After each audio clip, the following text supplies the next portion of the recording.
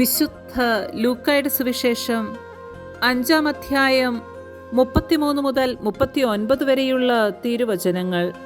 ഉപവാസത്തെ സംബന്ധിച്ച് തർക്കം. അവർ അവനോട് പറഞ്ഞു, യോഹന്നാന്റെ ശിഷ്യർ പലപ്പോഴും ഉപവസിക്കുകയും പ്രാർത്ഥിക്കുകയും ചെയ്യുന്നു.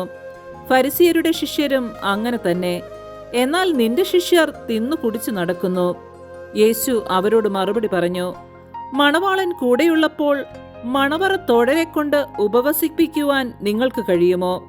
എന്നാൽ മണവാളൻ അവരിൽ നിന്ന് അകറ്റപ്പെടുന്ന ദിവസങ്ങൾ വരും, അപ്പോൾ അവർ ഉപവസിക്കും. അവൻ അവരോട് ഒരു ഉപമയും പറഞ്ഞു. ആരും പുതിയ വസ്ത്രത്തിൽ നിന്ന് കഷ്ണം കീറിയെടുത്ത് പഴയ വസ്ത്രത്തോട് ചേർക്കാറില്ല. അങ്ങനെ ചെയ്താൽ പുതിയ വസ്ത്രം കീറുന്നുവെന്നു മാത്രമല്ല, പുതിയ കഷ്ണം പഴയതിനോട് ചേരാതെ വരികയും ചെയ്യും. ആരും പുതിയ വീഞ്ഞ് പഴയ തോൽക്കുടങ്ങളിൽ ഒഴിച്ചു വെക്കാറില്ല. അങ്ങനെ ചെയ്താൽ പുതിയ വീഞ്ഞ് പഴയ തോൽക്കുടങ്ങൾ ഭേദിച്ച് ഒഴുകിപ്പോവുകയും തോൽക്കുടങ്ങൾ നശിക്കുകയും ചെയ്യും.